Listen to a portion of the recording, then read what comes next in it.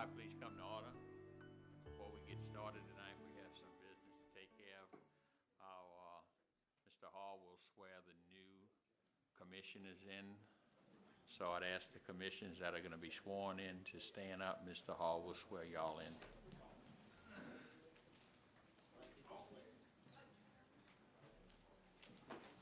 Please raise your right hand and repeat after me.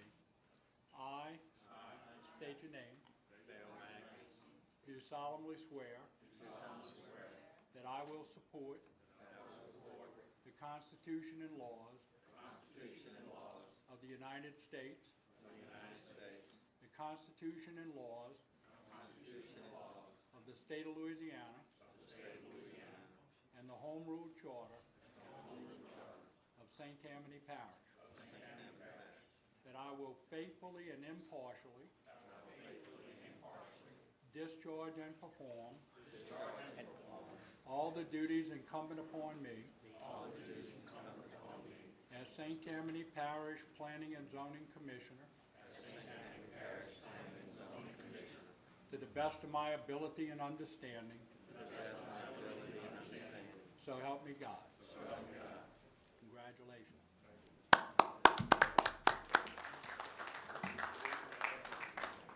To the returning members, welcome back. To the new members, welcome. Will the secretary please call the roll? Emil Lombard. Here. Martha Casabon. Jay Delahousie.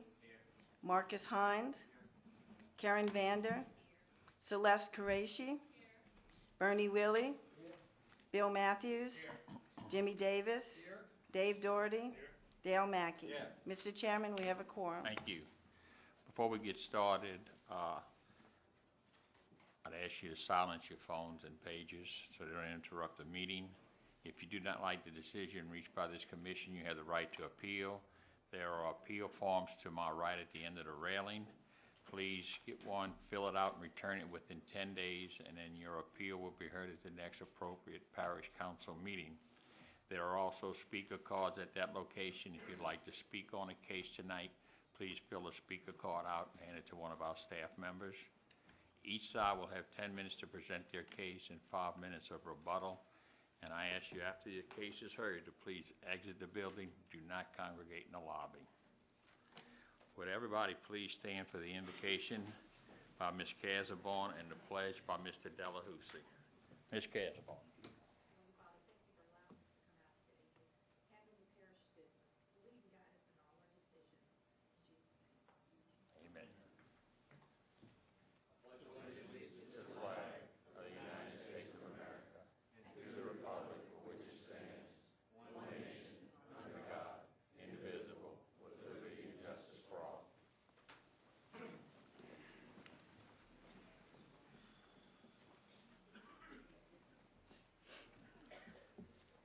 Have the commissioners had a chance to look at the February 7th minutes? Are there any changes or corrections that need to be done? I went through them. I didn't see any. Make a motion to approve. I have a motion. Second. I have a second by Mr. Doherty. Please vote on the motion.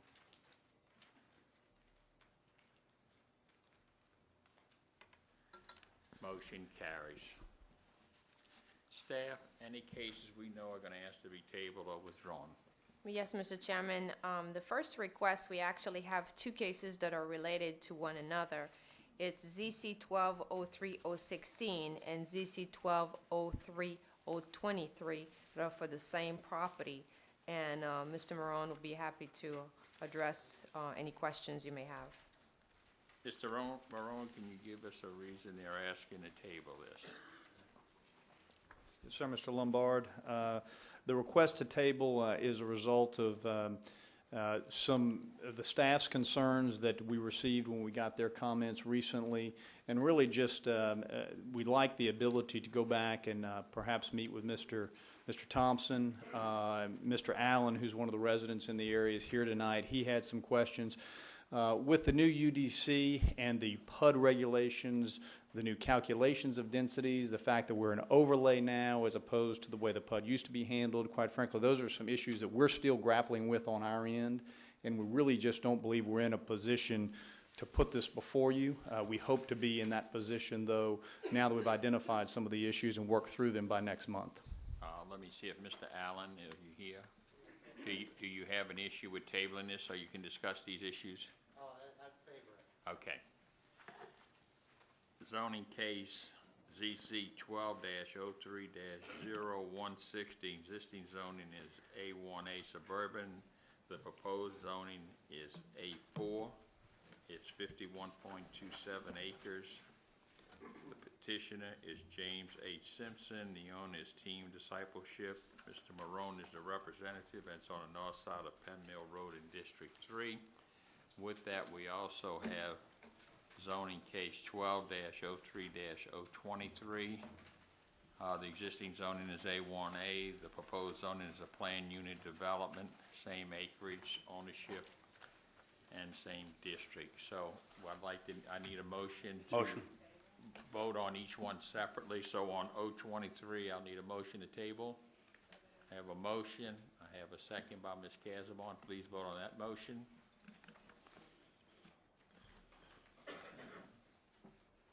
Motion carries, and I'll need one for 023. Motion. I have a motion, I have a second. Please vote on that motion to table. Clear.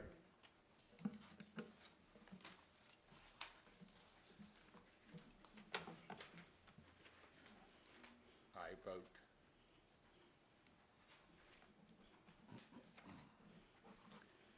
Motion carries. Anything else, Ms. Lambert?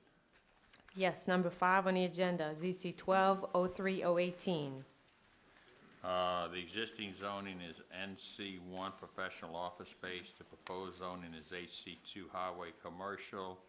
It's 49,210 square feet. The petitioner, the owner is Sam and Louise Woods, and it's on the southeast corner of US 190 in District 7. Anybody in opposition?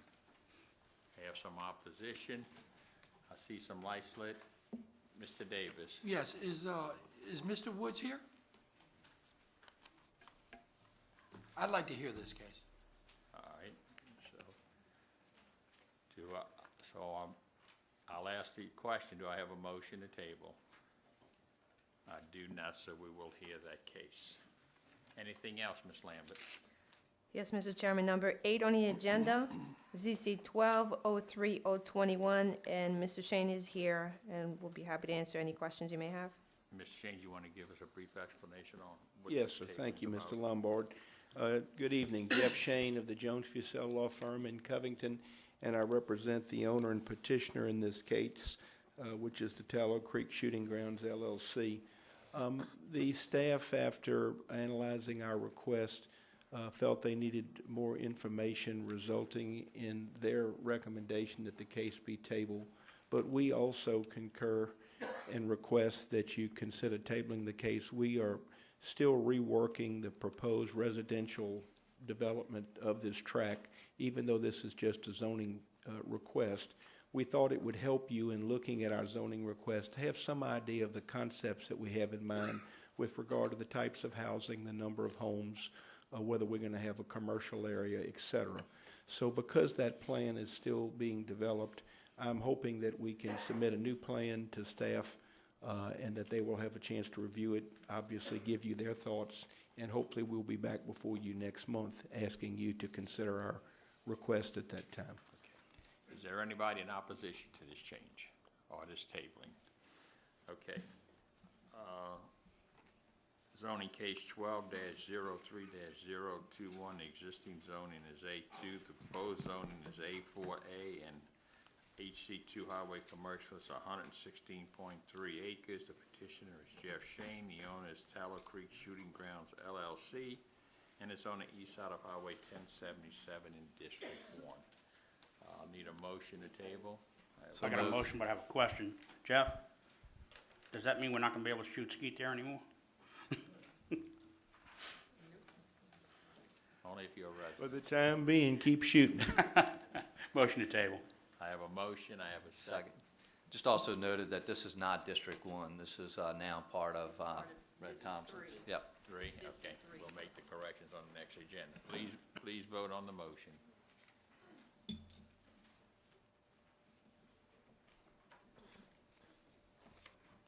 Motion carries.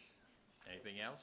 Yes, the last case on the agenda, PR 12-02001. Mr. Celestia is still working on trying to get his plans done, so hopefully he'll be ready next month to present his plan for the plan review.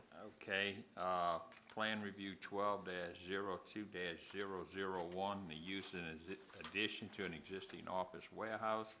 It's a Tammany Trades Plan Corridor Overlay. It's HC2 Highway Commercial District.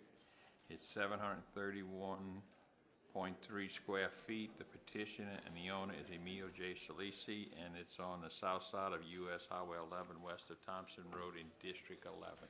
Is there any opposition to this tabling? All right, I'll entertain a motion.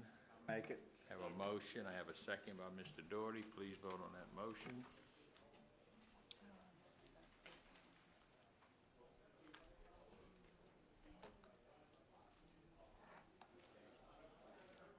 Motion carries. Anything No else? other request. Thank you. Okay, we'll go to the top of the agenda. Zoning case 12-01-002. The existing zoning is A1 Suburban District. The proposed zoning is A2 Suburban District. It's 4.1 acres. It comes to us via the council motion on 11/3 of 2011, and it's located on north side of DeFrias Road in District 3. Any opposition?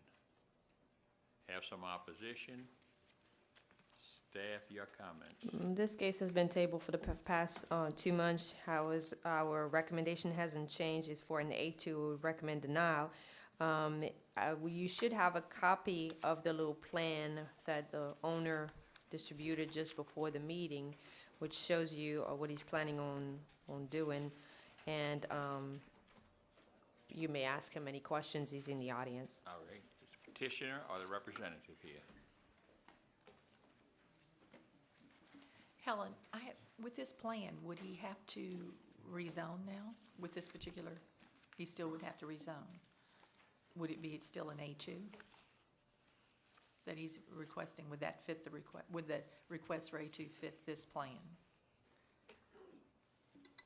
It appears, as long as each parcel is 2 acres, and if I'm not mistaken, they're pretty much splitting in half. Okay, just want to make sure. Yes, sir. Could you give us your name George Rodriguez. and anything you'd like to add to the comments? Tell us what you want to do with it. I know. No, just what Helen said, want to divide it in half. My daughter can build on the property. Okay, and you're going to split it in half? Yeah. Both halves you're going to build on, or you're going to build on Well, one I half? live on one half of it now. Oh, you already built? Yeah. And who's going to live on the other half? She's going to live on the other. Okay, okay. Let me hear from the opposition, and I'll give you a chance to rebut anything they say. Thank you. Mr. Lagarde.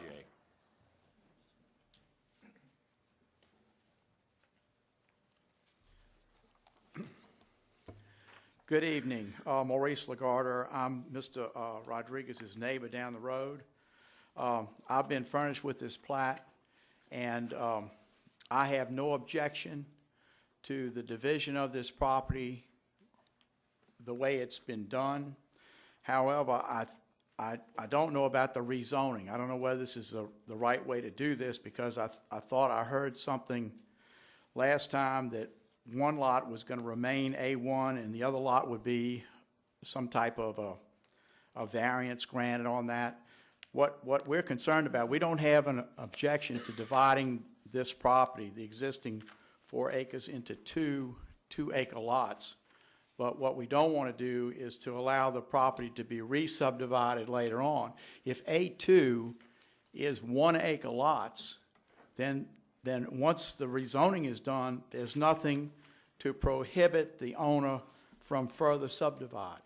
So that's what I'm concerned about. So if we can put some kind of restriction on the property conditioned upon this re-subdivision only for this one occasion, then we're for that. Otherwise, we're opposed to it. Okay. So we need something, some legal machinery, maneuver, or something that we need to do to ensure that the property is not further re-subdivided into 4 lots, which I believe is what the current A2 zoning allows.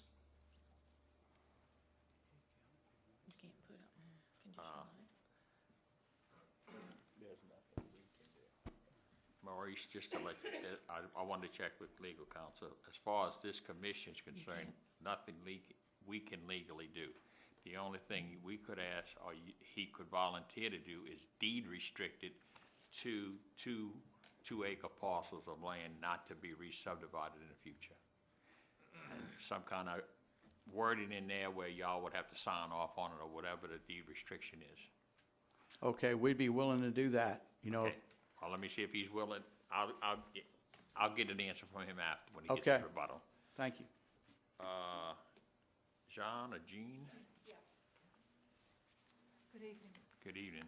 My name's Jean Belenko, and I also live at the end of DeFreeze Road. And I speak tonight for myself and my husband, and also for our other neighbor, Jonathan Riley, who couldn't be here this evening. DeFreeze Road, as you may know, is a very narrow road.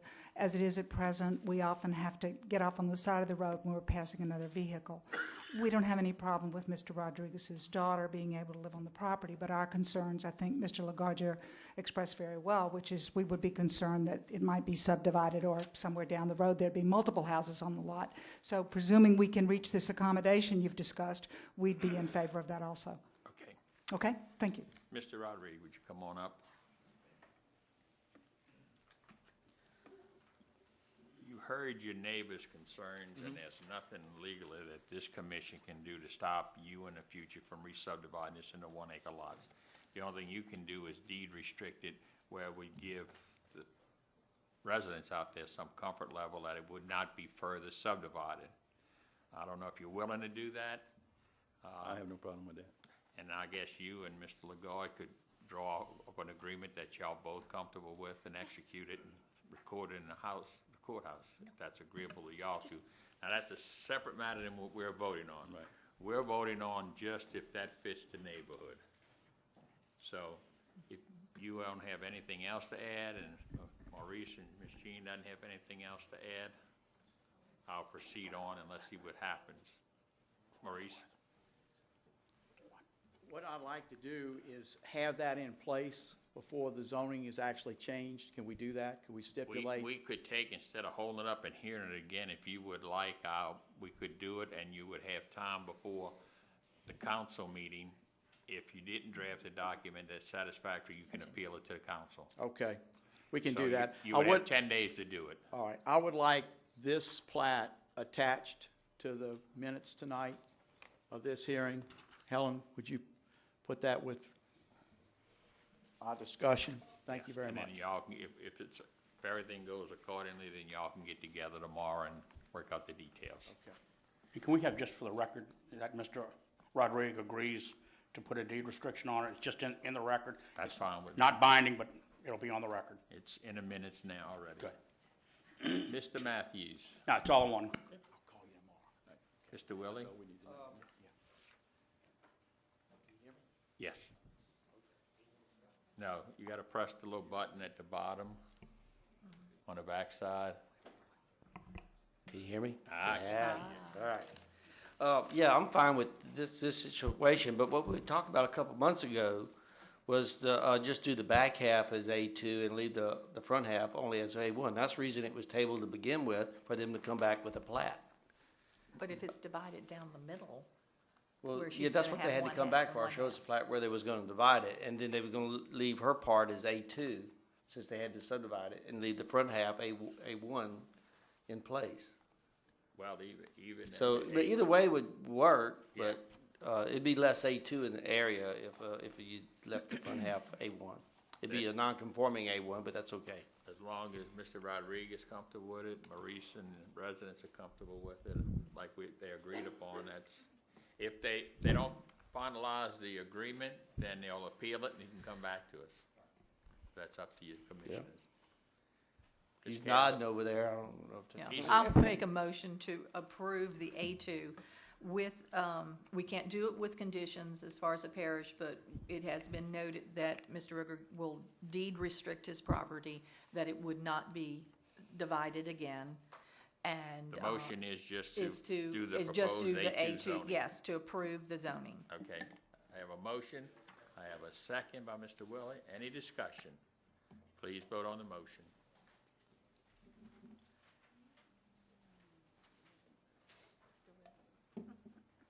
Motion carries. Thank y'all very much.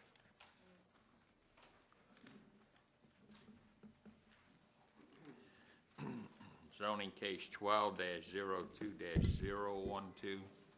The existing zoning is A3 Suburban District. The proposed zoning is I3 Heavy Industrial District.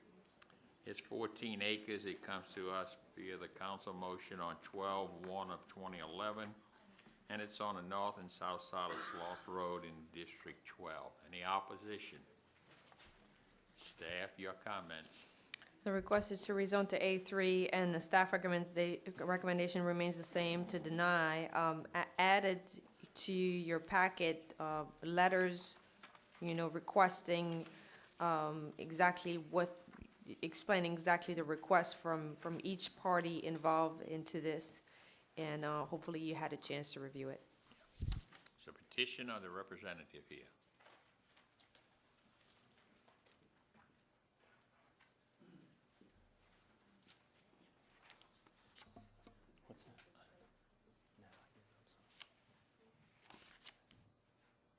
My name is Chris Talbot. Unfortunately, I'm with Talbot Realty Group. I do represent both of the owners as a real estate broker.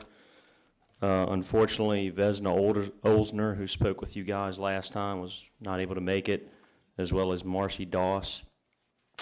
I thought we had changed the proposal from A3 to the zoning that was in the maps. The request, that's the request that was advertised, so we Okay. couldn't change it. You're The gonna only have to thing that amend I it just tonight. included the information that was provided. Okay, that is what the owners, what you have in front of you. You should have an aerial that shows the actual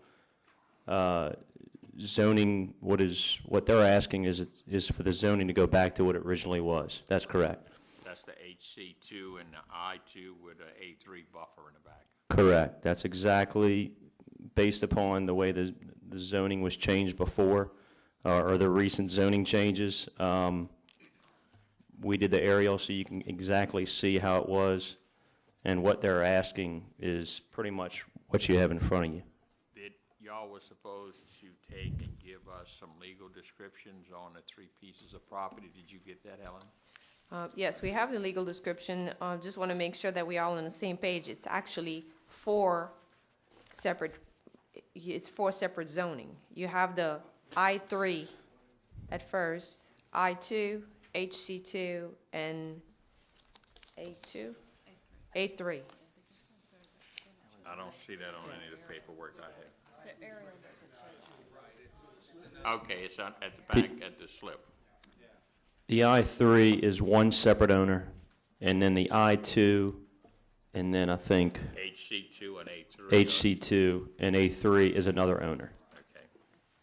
Okay. I asked for opposition. I didn't see any hands come up. That's all you have. I'll turn it over to the commissioners. Okay. And also, if anyone has any questions, we've been listing the property for sale for a while. I can answer any questions that you may have. Mr. Mackey. My question is for staff, and we've kind of talked a little bit before on it, but the buffer now is okay since it's only against HC2. Before it was thought of as being against I3, so y'all feel comfortable with that? We don't have a problem with it. Okay. Mr. Davis. Yeah, I'm a little confused here. So we have 4 different zoning classifications to change. That's the Because request everything, from after we the, did the rezoning, we labeled it all as A3, correct?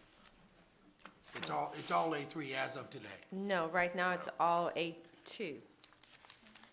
A3, it's A3 at this Right, point. Yes. it's all A3 is the Yes. point. And they're going back to the zoning before the They're comprehensive going zoning back to the change. zoning. Because they were going back to the zoning, it was actually industrial 2, not I3, for where the slip is. But you're saying now that they cannot continue to do their boat repair business under I2, is that correct? Correct. Yeah. They're gonna do the same work they've Same been work. doing there for 30 years that I'm aware of. Right. I can see that the I3 area that they request, I would think that's sufficient for that area because of all the workforce that's involved in there. The I2 that they're requesting right next to it, which we've rezoned the highway to A3, I believe that's appropriate as well. I don't believe that highway commercial 2 is appropriate at all. I think the rezoning did it right there and leave it as residential. First of all, I don't believe Vincent Road's really a highway. So there's really nothing highway commercial about that, I believe. I believe that buffer zone, the way it is A3. So I'd like to make a motion that we change the area around the slip as I3. We change the area next to it as I2 and leave the remaining 2 parcels as A3. That's my motion. Okay, before we get a second, let's, Mr. Matthews. Well, I know. first question is, do we, you said we have legal descriptions for all 4 separate parcels? Correct. Okay. What is the zoning of the subdivision next to it? It's in the city of Slidell. Well, what is the corresponding zoning? Do we have that? If I'm not mistaken, it would be an A4. A4? Okay. Well, I understand what Jimmy is saying, that this really is not highway commercial property, but would be going from A3 to I2, and I don't particularly like that. While I'm concerned about the industrialization of this, I think I'd rather have highway commercial as a buffer between the A3 and the I2. This buffer area, is that going to be a no-cut buffer? Do we know? No. Okay, are you planning to develop the A3 as actual houses?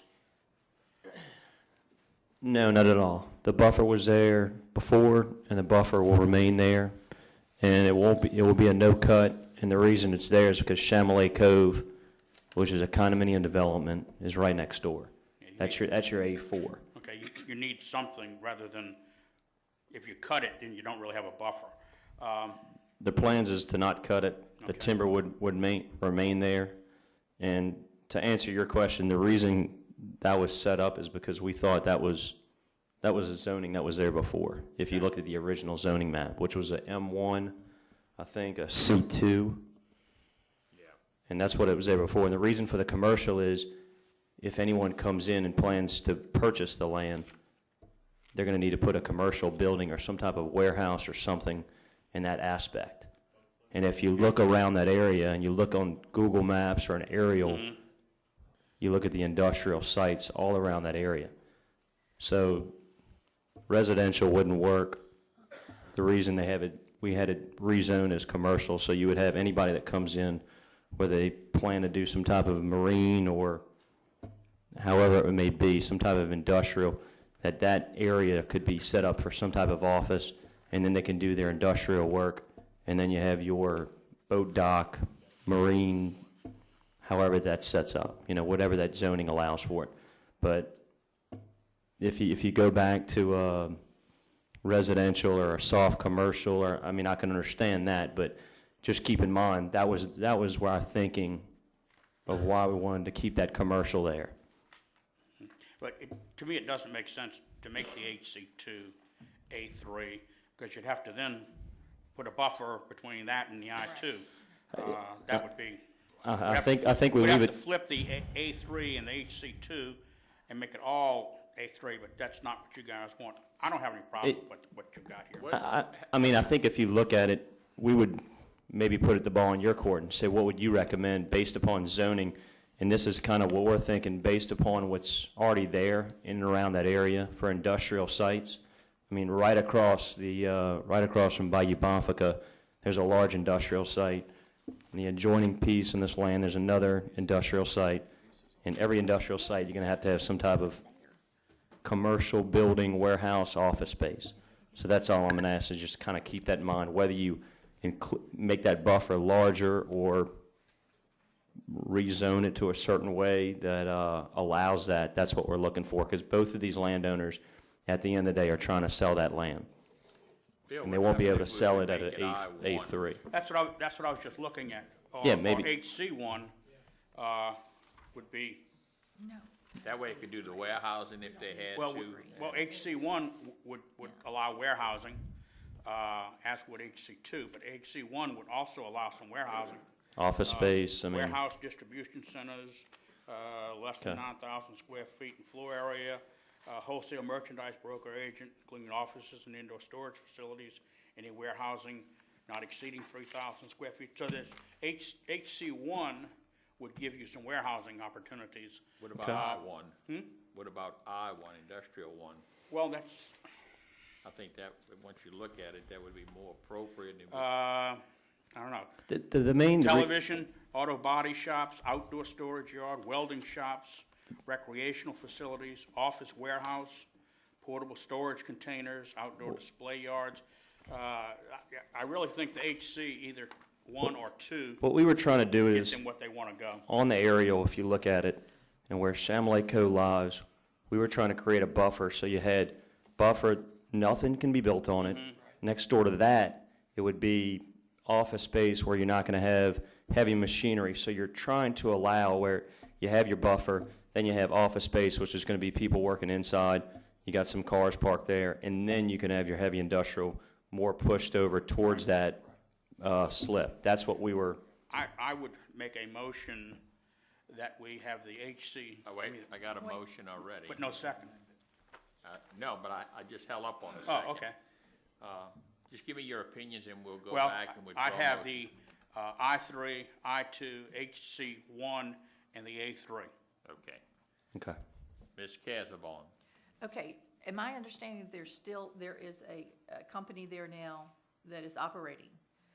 And we have to, I feel like it's imperative that we give them the zoning they need to continue with what, their business, because. I2 and I3 And they can will do give that them under- the areas they need to keep continuing Okay. the process they're doing and were doing before the comprehensive. And so the result. rest is kind of undeveloped, that I like what he said, is that this is what we tend to do in residential, is that we take the heavy industrial away from what is already there, not to make any more A3, and as you say, build it more industrial. Well, if you went with farther the in. HC1, it would fit in Right. down zoning closer to the A3 buffer. I just want to make sure that. And give the I2 and I3 room to expand because they're gonna Okay. need associated facilities to work with them. That, I2 and I3 that's are it. what I just they want to need. make sure that the business Yeah. there, that we make sure that we give them the zoning they need to continue to work. That would be the I2 and the I3. Okay. So I need you to withdraw your motion. I'd like to change my motion. All right, wait. First of all, I need the petitioner to amend his petition that we're gonna do the I2, the I3, and the A3 and change the HC2 to HC1. Right. And if you say, okay, you'll amend the motion, amend your petition to do that, then we can continue. We'll amend the motion. Okay. Mr. Davis, I'd like to make the motion for the I3 and the I2 and the Highway Commercial 1 and the A3 buffer zone. no cut, no clear buffer No zone. cut, no clear buffer zone. Bill seconded. He had to read all that out the book. All right. I have a motion and I have a second. Any further discussion? Seeing none, please vote on the motion.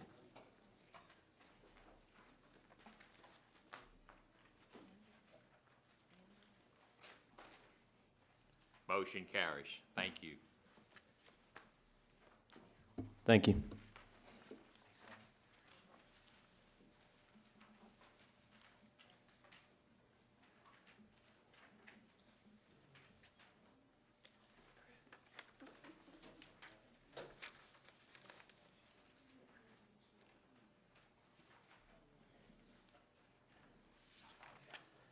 Zoning case 12-03-017, existing zoning is A1 suburban district. The proposed zoning is an A2 suburban district. It's 10.76 acres.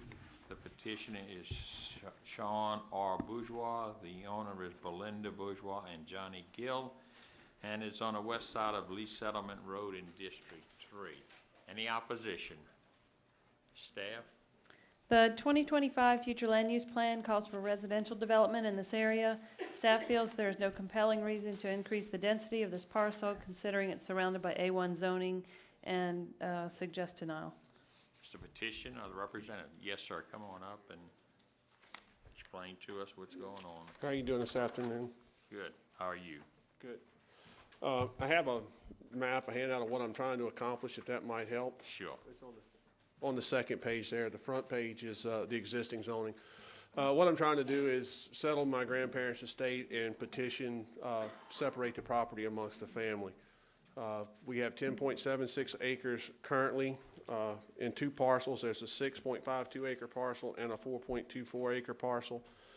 We were trying to subdivide that into 4 parcels, 2.18 parcel, a 4.08 acre parcel, a 3.3 acre parcel, and a 1 acre parcel.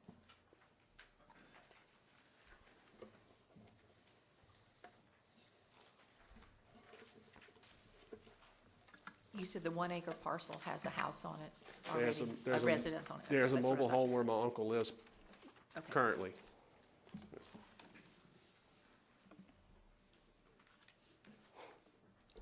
Okay. What was the staff's problem with this?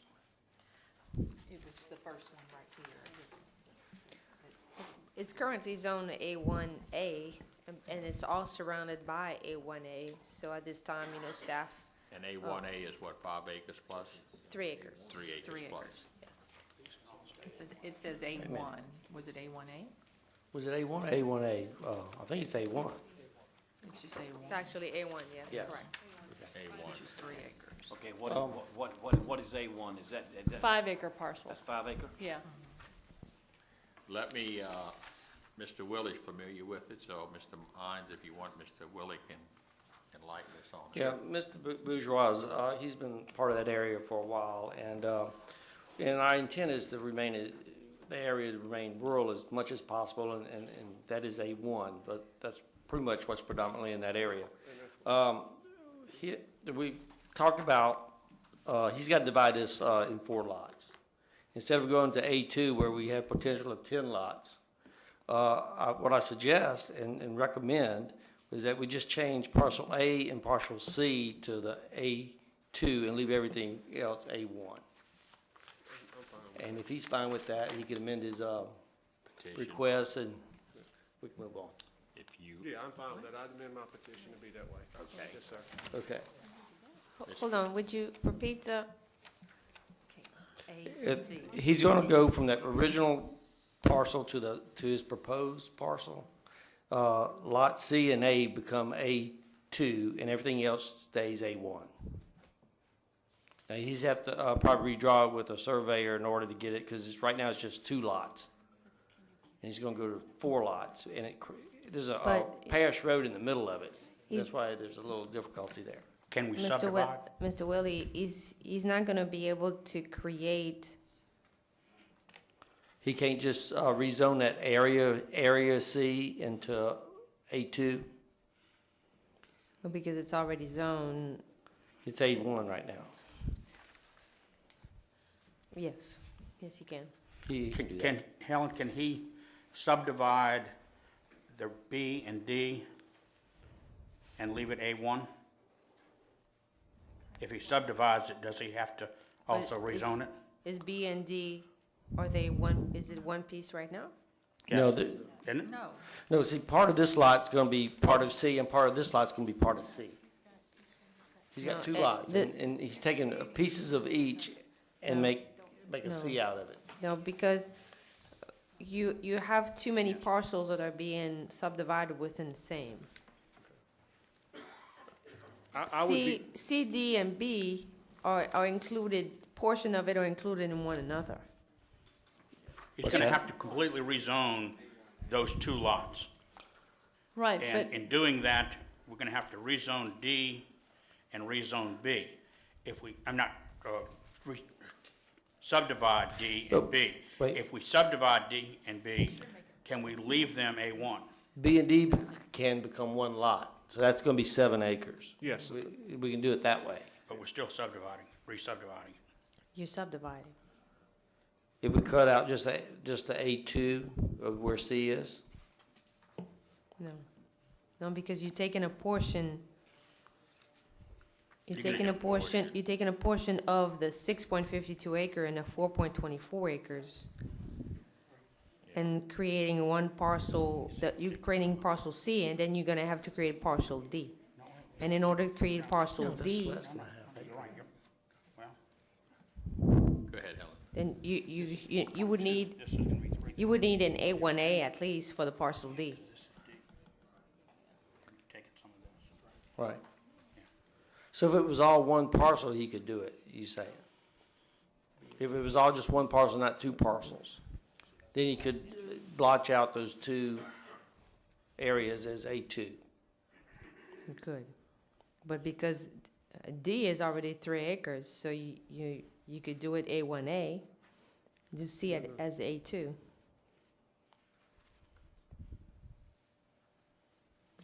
Would have to make 2 of them, A and C, A2, and B and D, A1A. Correct. That's fine too. So he's fine, as long as he gets his 4 parcels, that's his intent here. Yeah, I can live with 3 parcels. I just was separating because the road was in the middle. Make your motion and we can move You forward. amend your petition to reflect the A1A as well as the parcels that are A2? You can figure that out, Helen? Yes. Okay, Yes. my motion is I'm good. the petitioner's request, go to A1A and A2 on those parcels. I have a motion, I have a second, and please, any other discussion? Please vote on the motion, and the petitioner and Ms. Lambert can get together this week and work it all out. Ms. Casabon, she voted. Amanda voted. Everybody voted. Mr. Willie didn't vote, but his vote was yes. I can tell you that he made the motion. Thank you.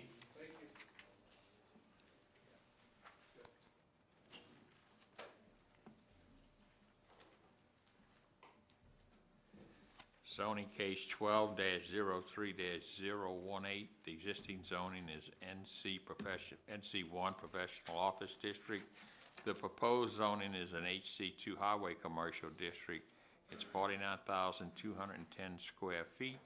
The petition, the owner is Sam and Louise Woods, and it's on the southeast corner of US 190 and Oaklawn Drive in District 7. Any opposition? We have some opposition. Staff, your comments. This is a request to rezone from NC1 to HC2.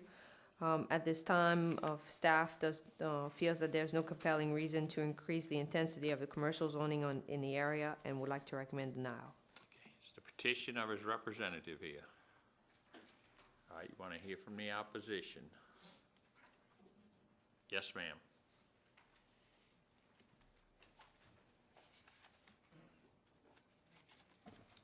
Down. My name is Isabel Moore, and I'm a resident of Lacombe, Louisiana. I want to thank the board for denying the postponement because I do have people in the audience tonight. When Mr. Woods bought this property, he knew what the zoning was. He has come before this board before and had it rezoned to NC1. He now realizes, I guess he wants to do something else with it. I went into the area with my husband, and we have 115 names on this petitions that I'd like to pass to you. Unfortunately, I didn't have enough money today to run enough off, but I have 5 copies. And I could have gotten a lot more signatures, but the only signatures that we got were people that actually pass this corner daily. People that live behind it and people that live on the other side of the highway. There's 7 people on that list that actually live on Highway 190, and they are all in agreement that they do not want this zoning changed. It would be to their benefit maybe, but they don't want it changed. Again, this is not the first time. I agree with what your planning said. This, in 2025, this is supposed to be residential. I think it's enough impact right now. This corner is very, very heavily trafficked, both north and south Oaklawn. There's been some bad accidents there. I don't think this is a good way to change and have something else that's going to impact us, because I know that there's not money to pay for a light or pay for anything else. And truly, in Lacombe, we don't want that. We don't have a light in Lacombe. And so because of that, we're asking you tonight to please deny this request. Okay. Thank you very much. Anybody else would like to speak? Yes, ma'am. Come on up and state your name, please. My name is Janice Farrell, and I live on Oak Lawn Avenue, and we have 7 family members that live in that area. And I'm also representing my brother who lives in he has a house on the property adjacent or backs up to that land. And he's the only house on that road right now. And he's semi-disabled. So what worries me is we do not know what's going to go in that spot, and I worry about him being there alone. So I strongly suggest that we deny this. Okay. Thank you. Anybody else would like to speak? Yes, sir. Yeah, my name is Rick Franzo. I'm president of Lacombe Hard Landowner Association. I'm also president of CCL, Concerned Citizens of Lacombe. I am very appreciative of the fact that he did deny it. I think it's something that needs better planning and thought process. To rush and give somebody from an NC1 to Highway Commercial 2 is a big jump. And I think Mr. Woods, if he wants to have something there, change it, he needs to come to the table with some type of business that is reflective of the area and what we want in the future for Lacombe. Okay. Thank you. Anybody else would like to speak? Seeing none, I'll close the floor and turn it over to Mr. Davis. I know this area. There you go. I know this area pretty well. If the commission can recall, during our rezoning of the whole parish, this came up before. If you look at the area too, around the Oak Lawn area, it is going to be a very heavily trafficked area. I believe the NC1 designation that we gave them a year ago is appropriate for the site, especially with NC1 across the street and on one side. I'm a little concerned that Mr. Woods is even asking this because he owns the property directly south of this as A3. So you'd be going from a Highway Commercial 2 to an A3 to the 2 properties he owns below that. So with that being said, I do agree with the planning department's comments. There's nothing that compels me to increase the density, so I make a motion to deny. I'll second it. I have a motion to deny. I have a second by Ms. Casabon. Any discussion? Seeing none, please vote on the motion. Motion carries. Thank you all for coming out. Zoning case 12-03-019, existing zoning is A3. The proposed zoning is I1 industrial, it's 20 acres. The petitioner is Anthony Mathern, Clico Power. The owners are St. Tammany Land Company, LLC, P&F Lumber, Monroe Properties, LLC, Markle Interest, and Donald Markle. And it's located on the north side of Highway 36, west of 1088 in District 6. Any opposition? Staff, your comments. The 2025 future land use plan calls for the site to be developed with residential and agricultural uses. Staff feels that the requested zoning is too intense for the area, considering that the site is surrounded by undeveloped land and land zoned A3. We recommend denial. There is a site plan in the package for your information. Okay, is petitioner's representative here. Come on up, please.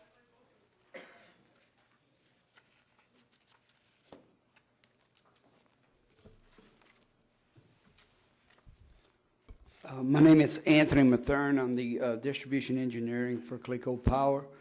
The request, as you know, is to rezone 20 acres from A3 to I1, and it is for a staging area. Why we chose this location basically had to do with the fact that our previous locations, which were the fairgrounds, and we had a location in I-12 and Highway 11, those sites have been taken from us from either FEMA or, in this case, at the fairgrounds. It's now being used as a livestock area. Our other areas that we currently have are south of I-12, which is in the mandatory evacuation area. So we have been looking for a while now to find a location north of I-12 that is not in this mandatory evacuation due to flood areas.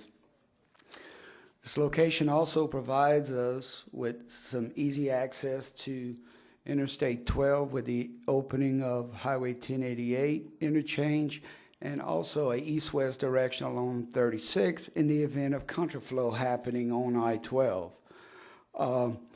It's our private land use. We wouldn't be concerned with leasing a location from Target or somewhere like that, and then finding out later that the parish is trying to commandeer this location. And then we've got people and equipment trying to move in, and now that's also been taken from us. And we're scrambling to find a location to set up our equipment in our full restoration area.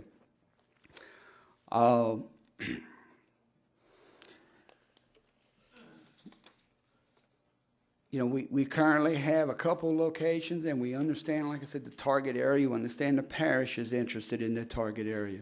Our other area is Pelican Park. Pelican Park is about 5 miles from Lake Pontchartrain, and with the wrong surge coming in toward Mandeville, that would be an unusable staging area. So those are basically our reasons for that location. What we've tried to do with picking this location, if you've got the site plan that I gave to Helen last week, was we backed this up 500 feet from Highway 36 in order to provide a buffer so that we'd have some, it wouldn't be out on the roadway. It is truly, I guess when you look at it, not a industrial facility. It is a staging area, an area where we use during an emergency situation. It's 20 acres. Our intent is not to set up the whole 20 acres initially, but just a few, maybe 10 or so acres. It's somewhere between 5 and 10. Get it set up. We prearrange material on the site when we have an event coming, and then we'd be able to respond better to the needs of the customers, just like the parish tries to do that during an event. I have with me a couple letters of support. I know one of the issues is the adjoining landowners. Is a letter from Weyerhaeuser, which they are the property owners to the north of us. And then I also have from the Office of Emergency Preparedness, Dexter Carter, in support of a project like this so that we can have a facility of our own. So, any questions? Any opposition? Yes, sir, come on up and let me hear the opposition's issues, and then we'll get back with you.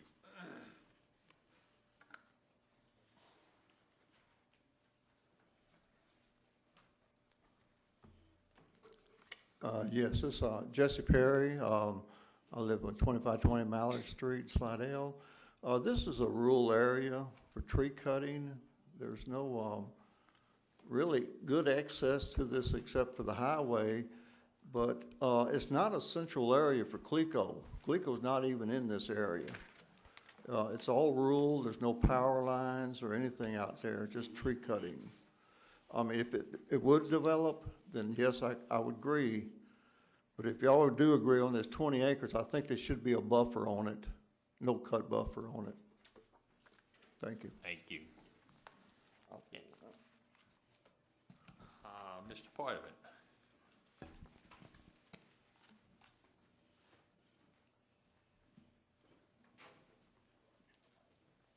Good evening, Commissioners. Thank you for this time. As has been indicated, I represent and am one of the landowners. We fully support this request by CLECO. I would also ask that this letter that I have be entered into the record that shows that not only do we support it for this 20 acres, but that since we are the adjoining landowners on the east and west sides, Weyerhaeuser being on the north, and then we own, of course, around it on the south side, it is bordered by Highway 36, that we would be obviously the most impacted by this, and we are fully in support of it, and we would ask that you respectfully pass this motion and allow the rezoning to go forward. Okay. Thank you. Thank you. Yes, sir, come on up.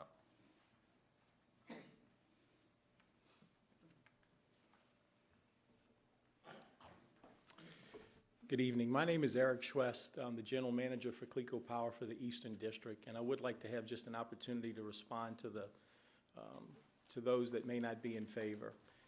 We have been looking for 2 years for a location like this.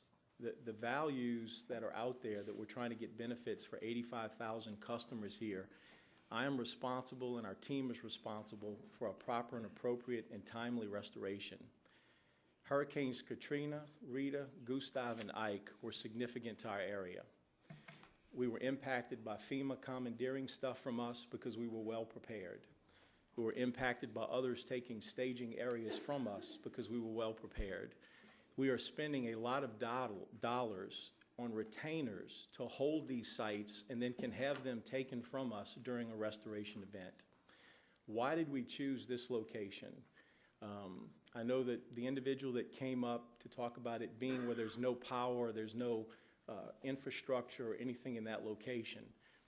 That is why we're there. It's so difficult to find an area and a landowner that will agree to let us be able to come in and then get back out of that location.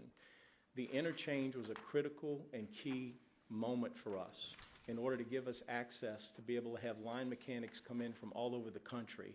For Hurricane Katrina, we had 3,500 line mechanics here that we have to feed, fuel, supply, provide water, rations, equipment, etc. And we do it with multiple locations, which requires us to set up duplicate type resources over and over again, then to be told 2 or 3 days in, we're going to split this from you and take a location, or we're going to take this from you because we need this location. We have to own something. So one of the things we did look at is what is zoned industrial in this area. Well, obviously, the airport area is zoned industrial, and we've gotten questions about that as we've approached this from landowners. One of the first things that we do for Katrina or any storm that comes in is an 18-wheeler shows up with a portable radio tower that goes up in the air. Clico Power was the first ones that had any communication with a 12-mile radius for Hurricane Katrina that we obviously benefited from tremendously to have that. We cannot be in conflict with air traffic with that tower going up. That is one of the key components. Another key component for us is for the company to invest this kind of money, we have to be able to provide our power to it. We cannot count on an Entergy or one of the other power providers to restore power to us when they too are scrambling to take care of their customers. That is a critical component for us. Just wanted to share those comments to try to give you a better feel and understanding for it. Eric, let me ask you a question. And I know it's in a rural section. I travel this highway 3 times a week, twice every time. If a hurricane comes, you'll bring your personnel onto this site and you'll have facilities there in the future to accommodate them, feed, all the personal needs that anybody needs. Yeah. What we have is 26 teams across the state. So a storm boss takes over. I'm responsible to make sure that our equipment is safe. We will actually probably park some of our equipment there so we don't have to take it away. Last time for Katrina, we had to mobilize, take equipment away, then come back because we didn't have a buffer area and all of our facilities are located in the flood zone or the mandatory evacuation area. What takes place there is a storm boss. Underneath that storm boss and under my cooperation and participation is the fueling of vehicles. If we have to and we don't have enough hotels, we'll set up a 250-man tent that would be located there or a 500-man tent. We set up air conditioning for them. Fueling takes place at nighttime while they're resting, and then the resupply of trucks can also take place at nighttime or daytime. So we would have supplies going in, loading up those mechanics and trucks that are coming in through the Mutual Assistance Program across North America. We pull assistance from Canada, the Northwest, all the way down the central part of the country in an effort to try to get the power restored as quickly as possible. So we would be feeding there. We may be laundering. We bring in an 18-wheeler with shower facilities. We handle all of those things as quickly as we possibly can. All of those teams have different assignments to that location. And I would imagine the airport plays a part in it because you could bring personnel and equipment into that airport. We can, if necessary. We can, but mostly it travels by ground transportation. We don't do any train or any type of barging or any type of materials normally coming in by air traffic. We felt like the parish we may be in conflict with some of the parish's needs after sitting with Dexter and talking to him about getting anywhere near the airport and creating any type of, in and out with equipment and trucks going in and out, and of course airplanes and helicopters landing during a period like that. So we felt like we needed to kind of be standalone without causing any problems to anybody else. That is becoming something that's very difficult to do, to find that location. Let me see, Jess, you have any other comments to make, rebuttal?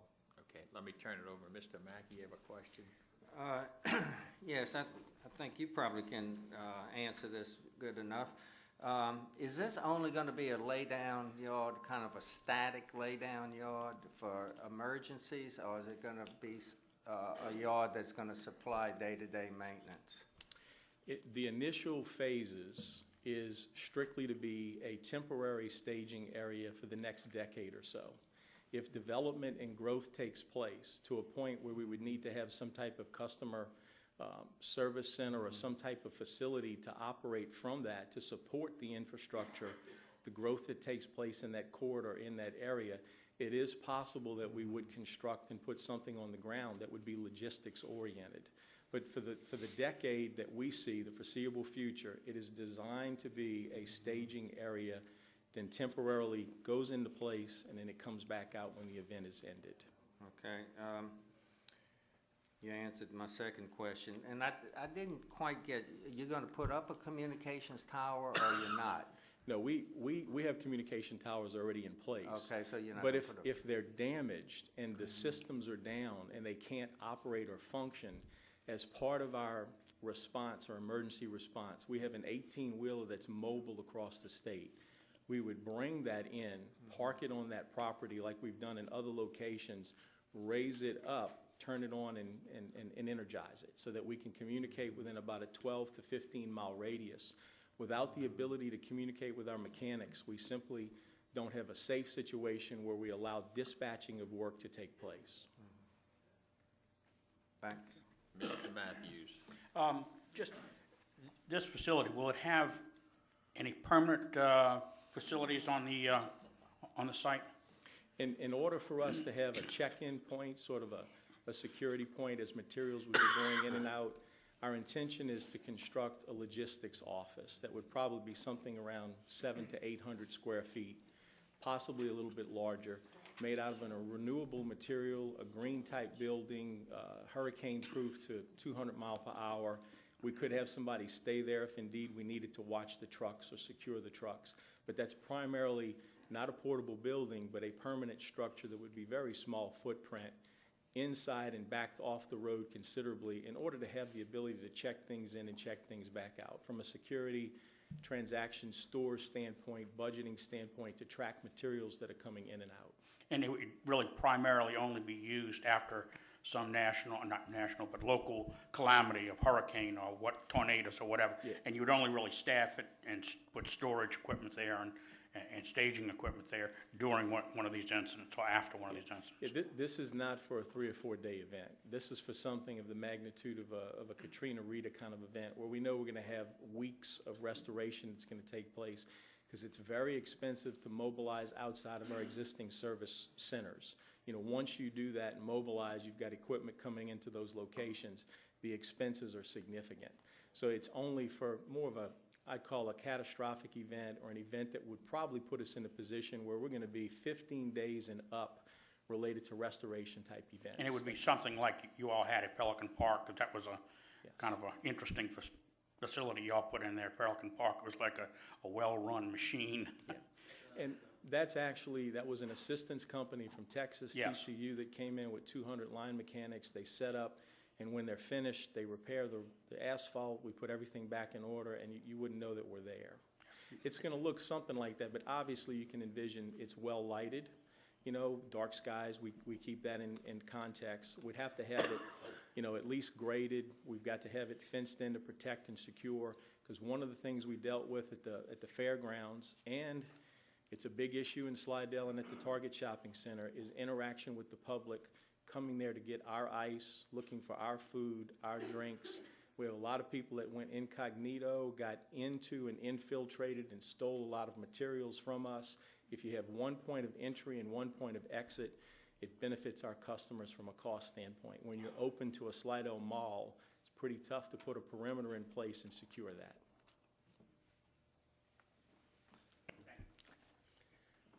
Mr. Hines? Yes, I think this is a great thing. We need this in St. Tammany Parish. In fact, we may need more than one at some point in time. And I'm delighted to see it, and I'll make a move that it be approved. Okay. I'll second it. I have a motion, I have a second. Any questions? Ms. Casabon, you have any other I was comments? just gonna say that I think it's just, it represents our parish, the planning that we've had for all these events, and I think it's a well thought out plan that's something that's needed for the whole area. I think the location, the first thing was underdeveloped, so where else would you put it? I just think it's a great idea that we can have something like this close. Please vote on the motion.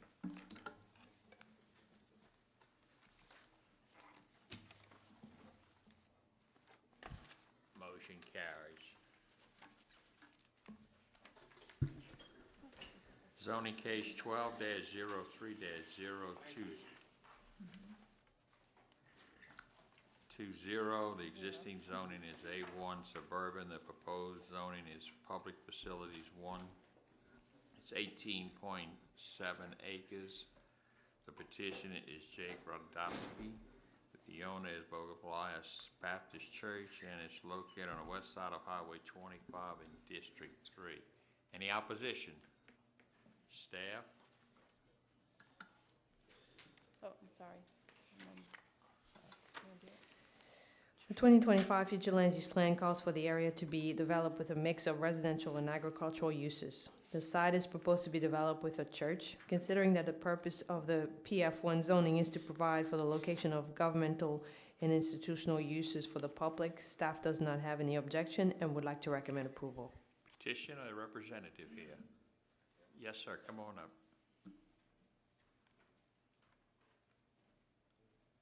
They have the whole board here. No, we just have a few people Just a here few with people. us.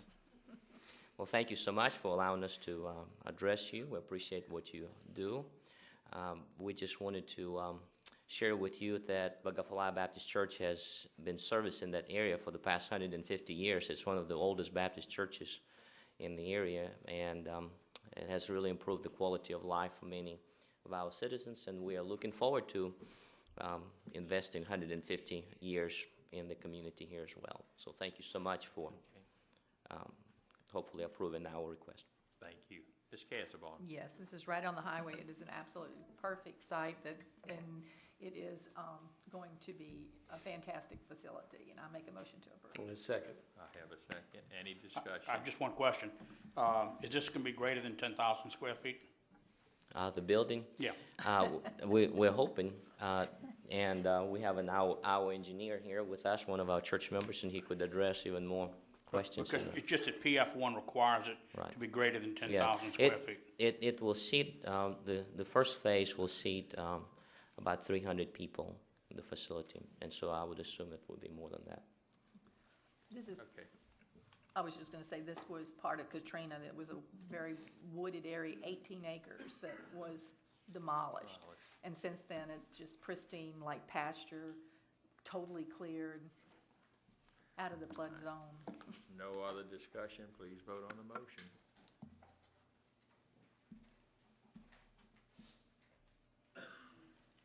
Motion carries. Thank y'all for coming. Zoning case 12-03-022. The existing zoning is NC2 Indoor Retail and Service District. The proposed zoning is NC5 Retail and Service District. It's 1 acre. The petitioner is William Michael Sims. The owner is William Michael Sims and Janice Wood Sims. And it's on the southwest corner of Carroll Road and Devon Street in District 12. Any opposition? Staff, your comments. 2025 future land use plan designates the area to be developed with residential uses. The site is currently zoned NC2 and developed with a commercial building. Considering that the site is surrounded by residential uses, staff feel that there is no compelling reason to increase the intensity of the commercial zoning and would like to recommend denial. And I'd like to note that the property was previously zoned C1 before the comprehensive rezoning. Mr. Sims. Thank you very much. I appreciate the opportunity to present my case. I do have a handout, some pictures and a diagram of the location of the property. It's on Carroll Road, and it is a 4,000 square foot commercial building, and it was zoned C1, and we was occupied as a grocery and a laundromat. And it was operated as a kind of like a deli plus a food store, and it was a general purpose food store. Since I bought it, I renovated it, cleaned it up, and have had, then we got hit by Katrina, so we renovated it. It is occupied, it has a system, a kitchen, and it was a grocery store. But presently, I would like to have it rezoned because I'd like to have, it would be more marketable if it could be served alcohol, either like a check-in, check-out, like a little deli, or a packaged liquor store, you know, where they would just be cash and carry type of packaged liquor store. And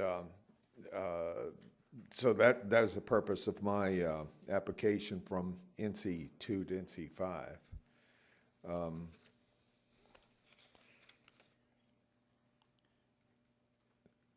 I think that's Okay. basically what I have. There was to no present. opposition. Let me turn it over to the commissioners. I can tell you, at one time, they even had gas pumps on there. Yes, it did. Years ago, I can remember that. I know the site very well. My dad owned a house back up in that area. Yeah. Mr. Matthews. Well, it's kind of a jump from NC2 to NC5. And the only reason you want NC5 is because you want what we call a lounge there?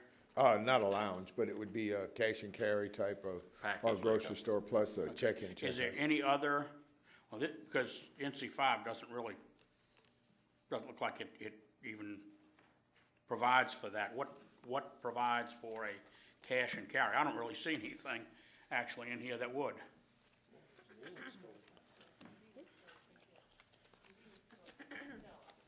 Any kind of a retail, I would think, huh? Well, no, not enough. No.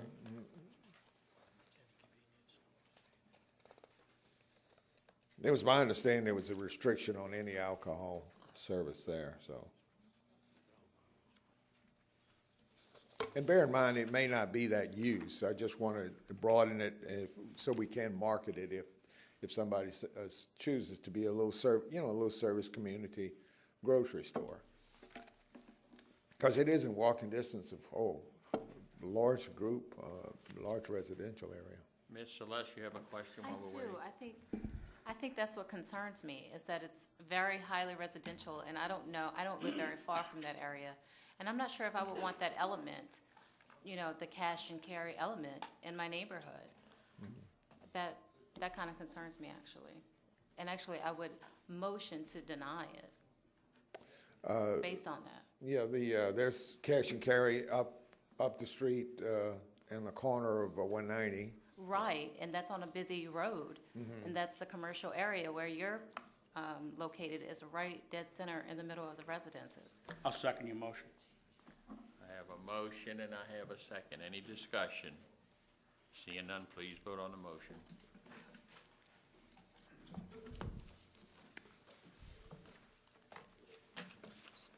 Motion carries, and you do have the right to appeal. There ought to be forms at the end of the counter, Mr. Sims. Yeah, all right, thank you. Thank you.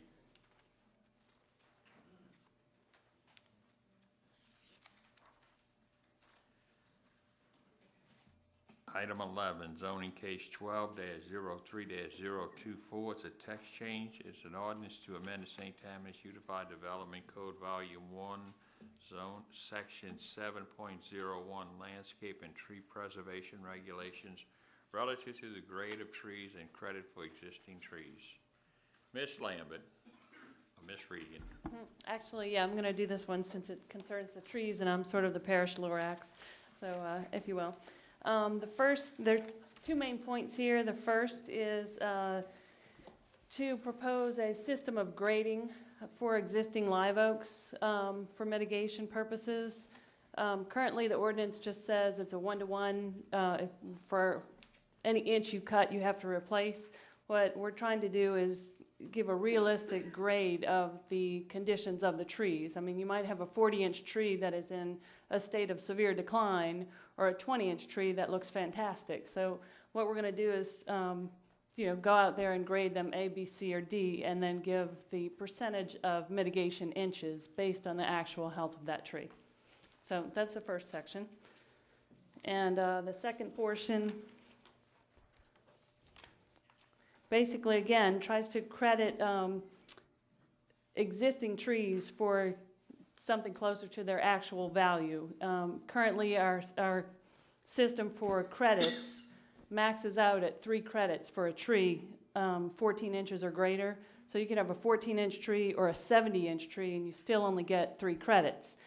That leaves us with a problem of having, in some instances, very large trees that still require us to plant underneath those big tree canopies, which is in essence not good for our St. Tammany Parish canopy. So what we're trying to do is just give more credits based on the caliper of larger trees. Okay, those are the two things. I'd be happy to answer any questions if you When you have say any. the caliper, would it also mean the condition of the tree? Like you were talking about a 40-inch tree that's distressed, you wouldn't get the same credit as far as a 40-inch tree that's got great canopy on it. Well, we don't really have a grading system proposed in the credits the way they stand now. Should we?